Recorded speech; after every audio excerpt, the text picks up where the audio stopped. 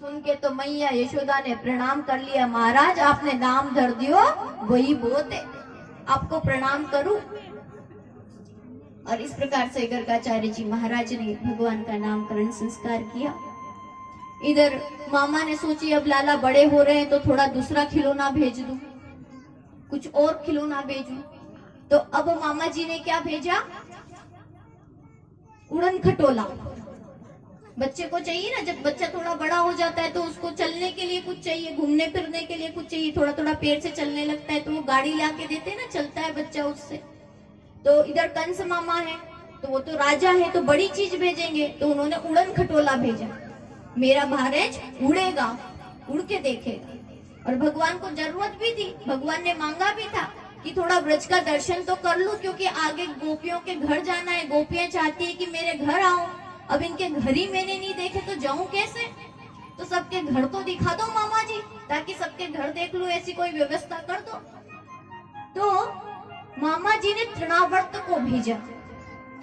एक बार मैया यशोदा कन्हैया को स्तनपान करा रही थी, दुग्ध पान करा रही थी, और उसी समय उन्हें लगा कि कन्हैया बहुत भारी हो रहे हैं, उनका वजन बढ़ रहा है। अब कन्हैया मैया यशोदा के साथ बहुत लीलाएं करते हैं, बहुत लीलाएं करते हैं। जो परम प्रिय होता है उसके साथ खूब लीलाएं होती है। तो मैया यशोदा तो दुग्धपान करा रही है, कन्हैया ने अपना वजन बढ़ाना शुरू कर दिया और अपना वजन इतना बढ़ाया कि माता यशोदा से सहा नहीं जा रहा। मैया कह रही है कि मेरा लाला इतना भारी कैसे हो गया, बड़ी चिंता करने लगी, चिंतित हो गई। फिर चिंता करते करते सोची, अरे मैं इतनी देर से स्तनपान करा रही, इतनी देर से दूध पान करा रही हूँ, तो भारी तो होएगा ही होएगा। अब नहीं कराऊं, नहीं तो बहुत भारी हो जाएगा, मेरा बेटा एक ही दिन में बड़ा हो जाएगा, और बड़ा हो गया तो मेरी गोदी में कैसे खेलेगा। नहीं नहीं, उन्होंने गोदी से कन्हैया को उतार दिया और अपने घर के कार्य में लग गई। अब अपने घर का कार्य कर रही थी, इतने में तृणावर्त नाम का राक्षस आया और तृणावर्त ने पूरे ब्रज मंडल को ब्रज और रज से भर दिया। सब दूर चारों ओर ब्रज ही ब्रज, रज ही रज हो गई और तृण ही तृण हो गए। जो तिनके घास उड़ने लगी, धूल उड़ने लगी, और ऐसे पूरा धूल से भरा हुआ, कहीं कुछ दिखाई नहीं दे रहा। उसी में तृणावर्त आया और छोटे से कन्हैया को उड़ा ले गया। आकाश में कन्हैया उड़ रहे हैं और चारों ओर देख रहे हैं। पूरे ब्रजमंडल का दर्शन कन्हैया ने कर लिया। अब जब पूरे ब्रजमंडल का दर्शन कर लिया, अब खिलौने को क्या करते हैं बच्चे, जब काम हो जाता है थोड़ी देर तो खेलते हैं और फिर तोड़ देते हैं। तो यही काम कन्हैया ने किया, खिलौने से खेले, तृणावर्त को ऊपर आकाश में उड़ाया, पूरे ब्रजमंडल का दर्शन किया, गोपियों के घरों को देख लिया, और जब काम हो गया तो तृणावर्त की गर्दन पर बैठ करके तृणावर्त के प्राणों का हरण कर लिया। बोलिए कृष्ण कन्हैया लाल की जय हो। इस प्रकार से भगवान ने तृणावर्त का भी उद्धार किया। अब आगे आती है भगवान की चोरी की लीलाओं का दर्शन।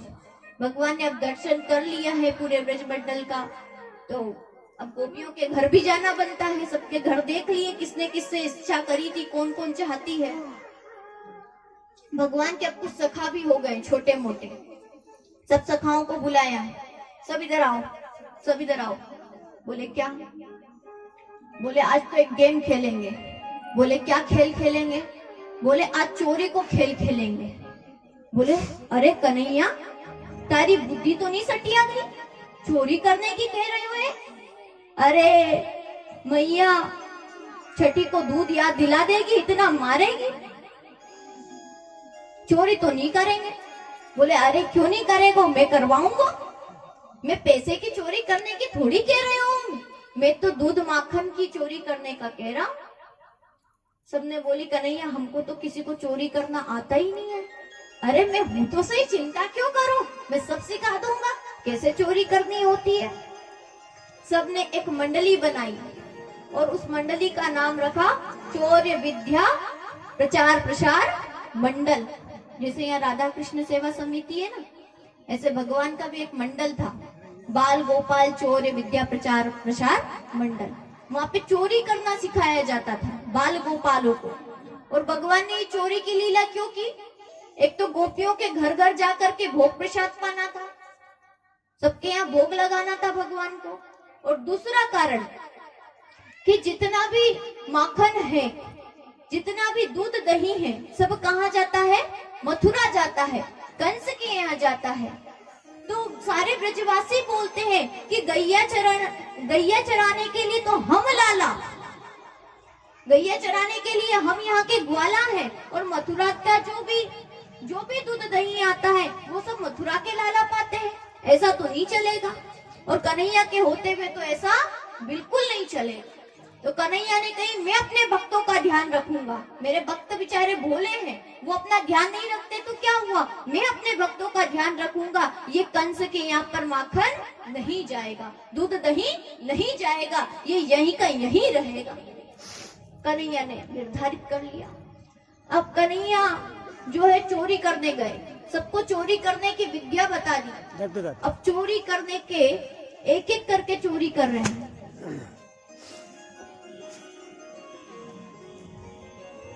बोली गोपाल कृष्ण भगवान की जय। श्री कृष्ण गोविंद हरे मुरारी, हे नाथ नारायण वासुदेवा, हितवाद स्वामी सखा हमारे, हितवाद स्वामी सखा हमारे, हे नाथ नारायण वासुदेवा, श्री कृष्ण गोविंद हरे मुरारी, हे नाथ भगवान का नाम लेने का अवसर मिले तो ले लिया करो, निष्ठुर मत बना करो, निगुरे मत बनो। अवसर मिल रहा है भगवान का नाम, भगवान अवसर देते हैं कि मेरा नाम ले लो कुछ देर, तो ले लिया करो, पूर्ण हृदय के साथ में, आनंद के साथ में लिया करो। और एक साथ मिलकर के नाम लेने को अवसर मिले तब तो बिल्कुल नहीं छोड़ना, लेना ही लेना। अब यहाँ पर भगवान ने माखन चोरी की लीला की। भगवान सबके घर जाकर के अलग अलग तरीके से चोरी करते हैं, लेकिन भगवान बीच में कुछ दिन चोरी करने के लिए गोपियों के घर नहीं गए। किसी के भी घर, गोपी के घर भगवान चोरी करने के लिए नहीं गए। गोपियों के मन में आया भगवान तो आ नहीं रहे, अपन ही चल सकते हैं, देखे तो सही भगवान आ क्यों नहीं रहे, चोरी क्यों करने क्यों नहीं आए, कुछ दिन हो गए। उनके अंदर तो दर्शन की लालसा है, दर्शन की इच्छा है, इसलिए वो चाह रहे हैं कि भगवान आए, लेकिन भगवान नहीं आए तो अपने चलो। तो इसलिए गोपियां आज यशोदा रानी के महल में पधारी, और महल में आकर के यशोदा मैया से भगवान की शिकायत करने लगी। और शिकायत करते हुए कहती हैं, क्वचित समय वत्सान क्वचित समय, कहती हैं कि हे माता यशोदा, पहले तो बुलाया, और इतनी सारी गोपियों को जब देखा, मैया यशोदा ने देखा कि इतनी सारी गोपियां आ रही है, उन्होंने कहा कि ये इतनी सारी गोपियां क्यों आ रही है, आज तो कोई सत्यनारायण की पूजा भी नहीं है, और आज तो मेरे घर में लाला का कोई जन्मोत्सव भी नहीं है, कोई उत्सव भी नहीं रखा जो इन सबको बुलाया, सबकी सब इकट्ठी होकर के आ रही है। अपने घर पे भी कोई सबके सब इकट्ठे होकर के बहुत सारे मेहमान अचानक से आ जाए तो यही लगेगा कि भाई कोई कार्यक्रम नहीं, कोई बात नहीं, तो ये सब क्यों आए। तो यशोदा मैया ने भी यही बात सोची कि इतनी सारी गोपियां चारों दिशाओं से आ रही, आखिर बात क्या है। यशोदा मैया ने कहा कोई तिथि तो नहीं है जो मैं भूल गई, अमावस्या पूर्णिमा कुछ है तो नहीं जो मैं भूल गई। तो देखा तो ऐसा तो कुछ भी नहीं है। सारी गोपियां आई और गोपियां कहने लगी, अरे ओ यशोदा मैया। यशोदा मैया ने कहा आओ आओ बहना, आओ बैठो विराजो। कैसे आई? आज हम बैठने नहीं आई, कोई बात करने नहीं आई, कोई तुम्हारे लाला के जन्मोत्सव में नहीं आई है जो गीत गाएंगी नाचेंगी। आज कोई नाचने नहीं आई, गीत गाने नहीं आई है, आज हम उल्हाना देने आई हैं। आज हम आपसे शिकायत करने आई हैं, आपके लाला के बारे में बताने आए हैं। बोले क्या बताने आई हैं? अरे आपका जो कन्हैया है ना, उसको बुलाओ पहले तो, क्योंकि हम ऐसी नहीं है जो पीठ पीछे निंदा करें, पीठ पीछे बोले। उसको बुलाओ, उसी के सामने बोलेंगे, क्योंकि वास्तव में आई किस लिए है?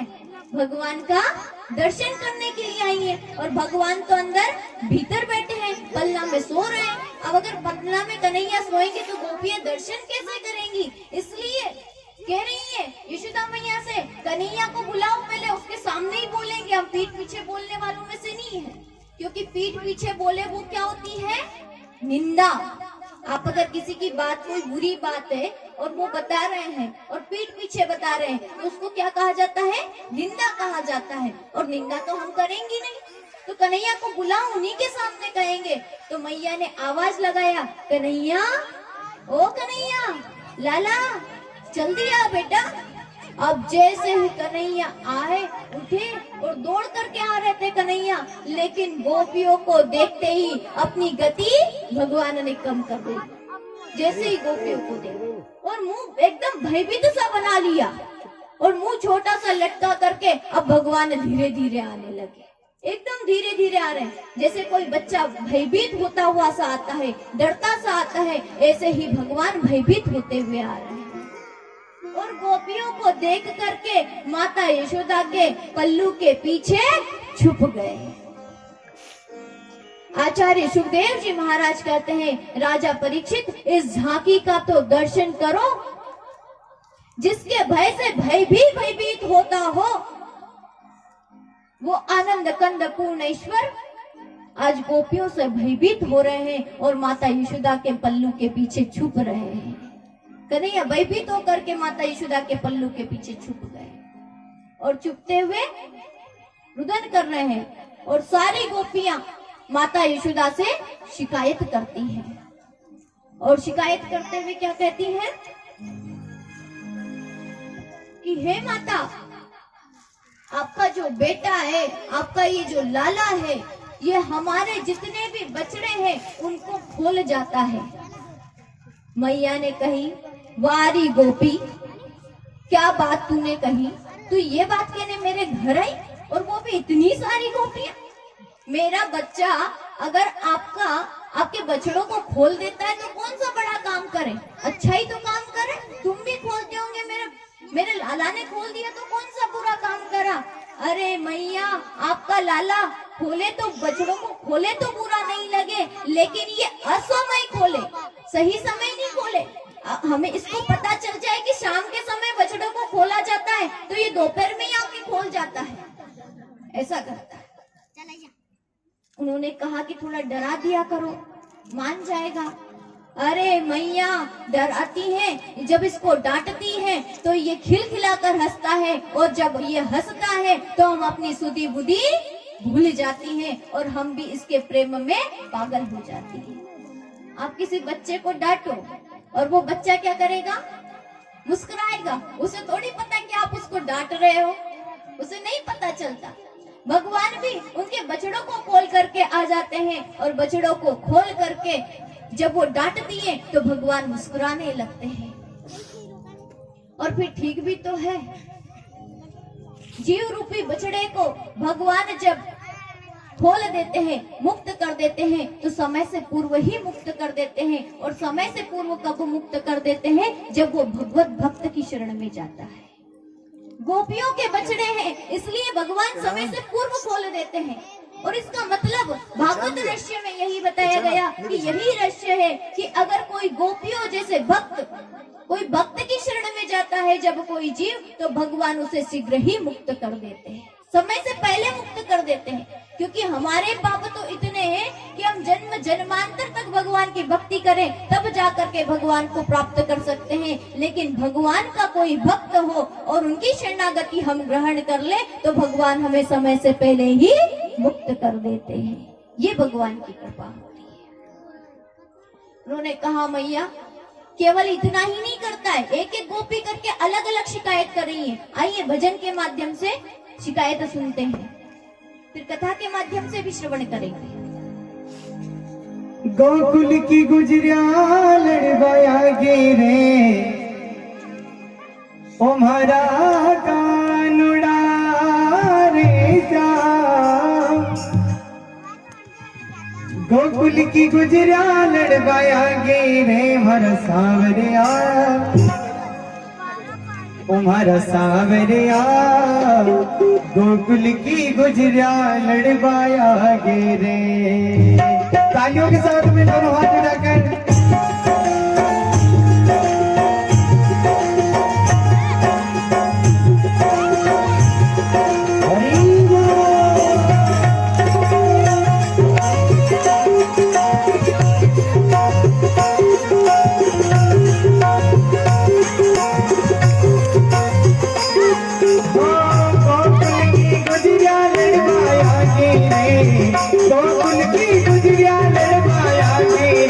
सावरिया गोकुल की गुजरिया लड़वाया गिरे भर सावरिया गोकुल की गुजरिया लड़वाया गिरे।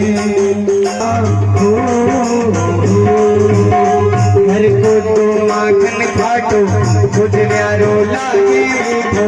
घर को तो माखन खाटो गुजरिया रो लागे मीठो।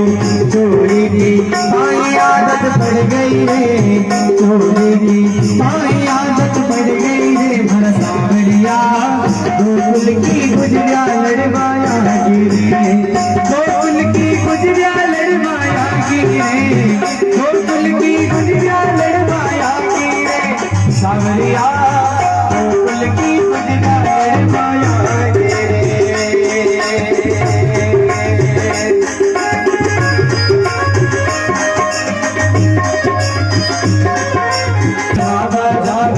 जल में जो चीज चढ़ावे राजा गुजर दे मर गई रे। राजा गुजर दे मर गई रे। मन सावरिया गोकुल की गुजरिया लड़वाया गिरे।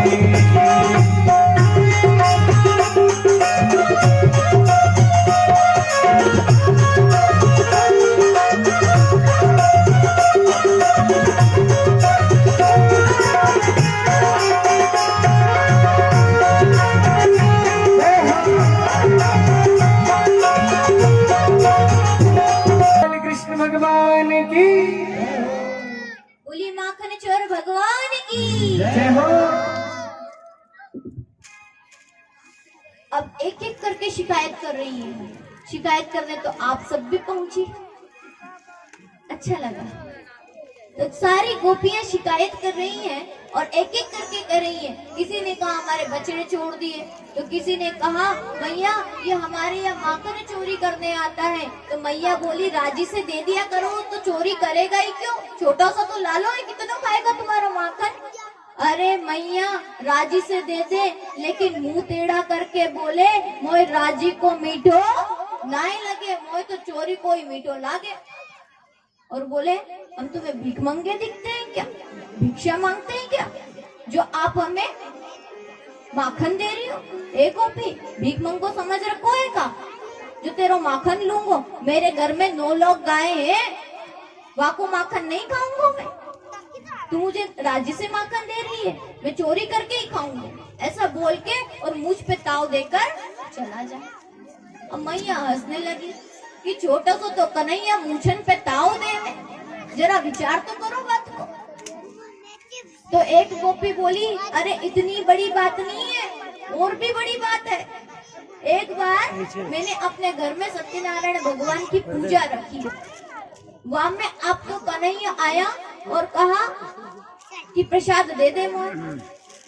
मैंने मना कर दी, मैं प्रसाद बना रही थी। मैंने कहा तो आपके कन्हैया ने कहा कि थोड़ी सी मोई भी दे दे। मैंने मना कर दिया कि पहले सत्यनारायण भगवान की पूजा होगी, उसके बाद में जो चढ़ेगा वह को प्रसाद में तो दूंगी। तो आपके कन्हैया ने जहाँ सत्यनारायण भगवान को बिठाना था, वहाँ पर 2 कुत्ते के पिल्ले बिठा करके भाग गए और कहते हैं अरे काकी जी आपके सत्यनारायण भगवान के जाए के दर्शन तो कर ले जरा। और मैंने देखे तो कुत्ते के पिल्ला बैठे थे वहाँ पे और भाग गए। ऐसे ऐसे उद्यम मचाते हैं आपके कन्हैया, ऐसे ऐसे काम करते हैं। अब मैया को भी हंसी आ रही है, गुस्सा तो आ नहीं रहा, सारी बातें सुन सुन के हंस रही है। एक गोपी तो मैया कहने लगी कि एक काम करो, थोड़ा ऊपर रख दिया करो, ऊपर चीके पे टांग दिया करो, नीचे मत रखा करो, तो मेरा कन्हैया का हाथ नहीं पहुंचेगा। छोटा सा लालो है, ऊपर तो हाथ पहुंचेगा नहीं। अरे ये दिखते हैं छोटे से, हे बिलात भर के। आपकी इनकी पूरी मंडली है, पूरी मंडली को लेकर के आते हैं और उखल पे चढ़ जाते हैं और एक के ऊपर एक बन करके और ये लुटते हैं, ये मटकी को फोड़ते हैं और सब ओक लगा करके पीते हैं, सब पीते हैं। और देखो ये खाए तो बुरा नहीं लगे, ये अकेले खाए तो बुरा नहीं लगे, लेकिन ये खाए तो खाए, पूरी मंडली को खिलाए। बहुत बड़ी मंडली है इनकी, पूरी मंडली खाए और पूरी मंडली खाए तो खाए, बंदरन को लुटावे और बंदरन को लुटाने के बाद में भी सबका पेट भर जाए। वहाँ के बाद में जितनी भी मटकी है वो तो सही सलामत जोड़ दे, पर वह भी सब फोड़ जाए, सब मटकी भी हमारी फोड़ जाए, इतना नुकसान करे। फिर हमारी सासू माँ हमको चिल्लाए कि एक छोटो सा लाला नहीं संभालो जाए तुमसे। अब बताओ हम क्या करें। मैया यशोदा को तो केवल हंसी आ रही है। गोपियों का दर्शन करने का जो बहाना था वो पूरा हो गया। अब गोपियां डर भी रही हैं, अंदर ही अंदर डरती भी हैं कि कहीं ज्यादा शिकायत कर दी तो लाला को मार पड़ेगी, इसलिए डरती भी है शिकायत करने में। बोलती पर कोई बात नहीं, लाला है कोई बात नहीं चलेगा, साथ में बोलती भी जा रही है कि कहीं यशोदा मैया कठोर न पड़ जाए, कठोर न हो जाए। इस प्रकार से गोपियों ने शिकायत की। अब कन्हैया ने, छोटे से है कन्हैया, मैया खूब सुंदर श्रृंगार करके कन्हैया को जब सोते हैं तब भी श्रृंगार करती है मैया यशोदा। अब कन्हैया एक दिन सुबह सुबह सो करके उठे और मैया ने सोचा कि मेरा कन्हैया रोज इधर उधर जाकर के चोरी करता है, तो शायद ये जो हमारे घर में दासियां हैं, जो हमारे घर में काम करती हैं, गोपियां हैं, ये अच्छा माखन नहीं निकालती होंगी, तब तो मेरा कन्हैया बाहर जाकर चोरी करता है, इसलिए या के लिए मैं खुद सेवा करूंगी और माखन निकाला करूंगी। मैया सुबह से जल्दी से उठी है और सुबह उठ करके अब कन्हैया का आज से सारा काम, जितना भी काम है सब मैं ही करूंगी। और यशोदा मैया ने 4 बजे से काम करना शुरू कर दिया और कृष्ण भगवान की एक एक लीलाओं का चिंतन करती जा रही है। आज मेरे लाला ने ऐसा किया, आज मेरे कन्हैया ने ऐसा किया। देखो वाणी से भी कन्हैया के गुणों को गा रही है। चिंतन, मन में चिंतन भी कन्हैया का चल रहा है और कार्य भी किसके लिए कर रही है, हाथों से सेवा भी किसके लिए कर रही है, कन्हैया के लिए कर रही है। पूरी तरह से तन मन धन से कृष्ण को समर्पित हो गई है यशोदा मैया। और ऐसा ही प्रेम एक भक्त का भगवान से होना चाहिए। बस ये प्रेम हमारा कन्हैया से हो जाए कि हमारी वाणी उनके शब्दों को गाए, उनके नाम को गाए और हमारा मन जो संसार का चिंतन करता है वो उन्हीं कन्हैया का चिंतन करने लग जाए, उन्हीं के चिंतन में मग्न हो जाए। और जब आप वाणी के द्वारा करेंगे, जब आप हृदय से भी उनका चिंतन करने लगेंगे तो वो आपके रग रग में समा जाएंगे, आपके रोम रोम में समा जाएंगे, रोम रोम आपका कृष्ण कृष्ण कृष्ण कृष्ण कहने लगे जाए, ऐसी स्थिति हो जाए। और यशोदा मैया की यही स्थिति है कि उन्हें उनके लाला के अलावा, कृष्ण के अलावा कोई और दिखाई नहीं देता। जो भक्ति मनुष्य करोड़ों करोड़ों जन्मों में, कोटि कोटि जन्मों में प्राप्त करता है, वो यशोदा मैया को सहज ही प्राप्त हो रही है। और देखिए उन गोपियों का चिंतन करते हुए, उन गोपियों का नाम लेते ही हमारे हृदय में भी भक्ति का प्रादुर्भाव होने लगता है। तो उनकी भक्ति कैसी होगी, उनकी भक्ति कैसी रही होगी। जब हम उनके विषय में श्रवण करते हैं तो हमारे हृदय में भक्ति जागृत हो जाती है, तो उनकी भक्ति का क्या रहा होगा। यशोदा मैया अपना कार्य कर रही है और लाला की लीलाओं को याद कर रही थी। उसी समय कन्हैया उठ करके आ गए। आप कन्हैया का जब चिंतन करो, वाणी भी उनका गुण गाए, तो कन्हैया आए बिना कैसे रह सकते हैं, वो तो आएंगे ही आएंगे। अब कन्हैया उठ करके आ गए, नींद में आए, आंखें मसलते हुए आ रहे हैं। अब आंखों में जो काजल लगा था, आंखें मसलने के कारण क्या हो गया, पूरे गालों पर फैल गया। अब भगवान की आंखें हो गई बड़ी बड़ी जगन्नाथ जी जैसी और आ रहे भगवान, पूरा काजल मुंह पे फैला लिया, धीरे धीरे चल करके आ रहे हैं। अब धीरे धीरे चल करके आए और जैसे यशोदा मैया को देखा, पीछे से मैया को पकड़ लिया। मैया मोए माखन दे दे। बोले अरे कन्हैया, अभी तो तू उठा ही है, अभी तो माखन निकला ही नहीं, माखन कहाँ से दे दूं। नहीं मैया माखन चाहिए। मैया ने कही या मटकी में रखो है, कल को माखन है ले ले। नहीं, अभी चाहिए, ताजा माखन चाहिए, अभी ताजा माखन लूंगा, बासी मैं नहीं खाता। मैया ने कही कन्हैया अभी तो निकलियो ना है तो मैं तुझे देऊं कैसे? नहीं मैया देव आप तो। और मैया की गोदी में चढ़ करके कन्हैया बैठ गए। मैया की गोदी में चढ़ करके कन्हैया बैठे थे। कन्हैया को मैया ने क्या किया, गोदी में से उतार दिया। कन्हैया को बहुत गुस्सा आया तो कन्हैया मचलने लगे, माखन चाहिए, माखन चाहिए, माखन चाहिए। मैया ने सोचा कि बच्चों को तो जिद लग गई, अब बच्चों को क्या करना पड़ता है, जिद लग जाती है तो दूसरी चीज बतानी पड़ती है। बच्चों को कोई दूसरी चीज बता दो तो उसमें लग जाते हैं। तो मैया ने कही अरे देख कन्हैया तू ये माखन के पीछे का पड़ो है, अरे बाहर तो देख कितना सुंदर चंद्रमा है, कितना सुंदर चंद्रमा है, देख तो सही जरा। चंद्रमा को देखा, अब कन्हैया माखन को भूल गए और क्या मांगने लगे, चंद्रमा को मांगने। चंदा खिलौना चाहिए, चंदा खिलौना चाहिए, चंदा खिलौना चाहिए, जिद करने लगे। मैया ने एक बड़े से पात्र में पानी रखा, जल रखा और उसमें चंद्रमा को दिखा दिया। बोले देख ये चंद्रमा। कन्हैया ने जोर से हाथ मारा और बोले ये तो असली नहीं है, मुझे तो असली का चंदा मामा चाहिए, असली का चाहिए। अब मैया ने सोची ये तो बुद्धिमान भी बहुत है, पता नहीं कहां से यहाँ में इतनी बुद्धि आई है, इतना तेज पता नहीं क्यों है ये। अब उन्होंने कहा अरे कन्हैया तू ये माखन छोड़, चंदा भी छोड़, मैं तुझे माखन से भी ज्यादा कोमल और चंदा से भी ज्यादा सुंदर एक छोटी सी बहू लाके दूंगी।